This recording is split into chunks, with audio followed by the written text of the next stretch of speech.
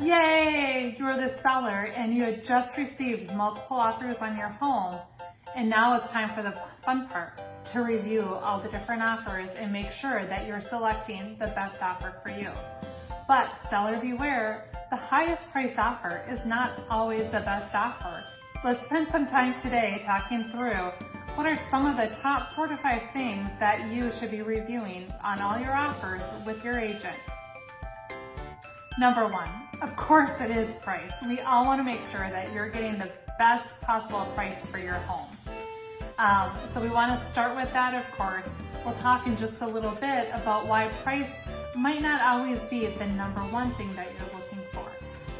Let's move on to some of the terms. Let's start with financial terms. Cash is king. And why is cash king? That is simply because that as we get closer to the closing day, that we should have little to no worry about making sure that you have the financial stability to actually close. If your buyers are financing their mortgage, which most people are, a lot of sellers are looking for a conventional mortgage, and that simply just is that it may appear, may feel that folks that can qualify for a conventional loan have a little bit more financial stability and that there is less restrictions on those particular loans. Why we really want to make sure that your buyers are financially strong and that have that larger down payment is because we want to make sure that your house is going to be able to appraise at the price that your buyers have offered you. That doesn't always happen. The mortgage companies and the appraisers that they're working with, they're going to set what they think your home's value actually is. Your buyers are going to determine at what price point that they're going to purchase your house. And we hope that they are going to align and that number becomes, very similar. But there are times when we see the appraisals come in low. So does your buyer have the financial means to help cover any appraisal gaps to that purchase price that they've offered you? So that is something that you do want to make sure that you're reviewing with your sellers as we're getting the offers. So that is why price isn't always the most important factor if they don't have the financial ability to actually secure in at that price in case of a low appraisal. Another thing that we're looking for from the financial standpoint might be that written statement. So a lot of times the buyers will offer you a written statement provided by their lender as you guys are getting closer to the actual closing, that your buyer has the financial capabilities to move forward with the loan and that they are ready for close. Again, that's just that extra feel good, that extra reassurance that everything is on track and that your house should close with no issues. Another contingency that people are looking at is the inspection contingency. Right now in today's market, we are seeing a lot of buyers waive inspection contingencies. Now that's the buyer's prerogative. They know exactly what it is that they're signing up for when they decide to waive that. So that's not the only thing you can do from a buyer's perspective to make that inspection contingency a little easier on a seller. As a buyer, you can shorten that timeline from 7 days, maybe to 5 days. In some cases, we've even seen 3. You need to make sure that that buyer is able to hire an inspector and have that list turned around within that certain time frame. So if you're agreeing on the shortened timeline, make sure that your buyer is hitting those timelines. And why that's important for a seller is because your house is most likely not being shown anymore and is not being active on the market.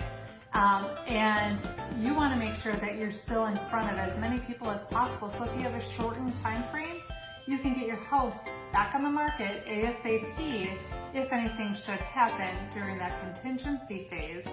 Because as you probably already know, your buyer can walk away for any reason during that contingency phase. Another thing that we've been really looking at is the earnest money. So yes, it's true. Earnest money is more or less just kind of like a good faith. Yes, we want to buy your house. We love your house. We want to follow through with the purchase of your house. The bigger the earnest deposit, the stronger that good faith is, saying to your seller, we really love your house. We really want to buy your house. We have full intentions and are committing to actually purchase your house. So the more skin in the game, the more they're putting down up front, the stronger that offer also is in just showing that intent of the buyer that they are going to follow through on that purchase of your home.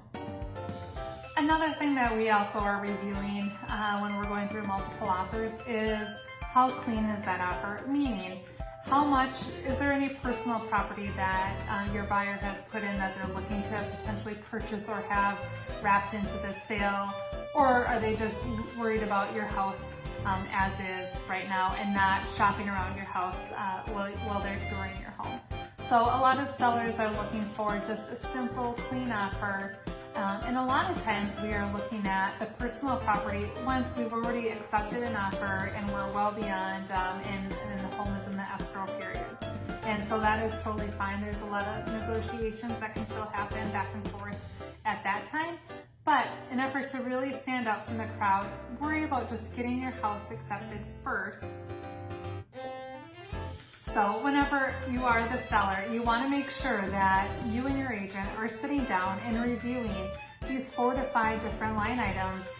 You're going to look at the price, you're going to look at all the various terms, all the different contingencies that are out there, the earnest money that's out there. If any property, personal property was mentioned to be included with the sale of your property, all that and more. There's so much more that we didn't even have time to cover, but those are different conversations that you and your agent, hopefully your agent will be me, would love to go over with you once you find yourself in a multiple offer scenario. Even when it's a single offer, you want to make sure that you don't have to accept that offer. So you want to make sure that all these different criteria are still being hit to making sure that you're getting the best offer that's possible on your home.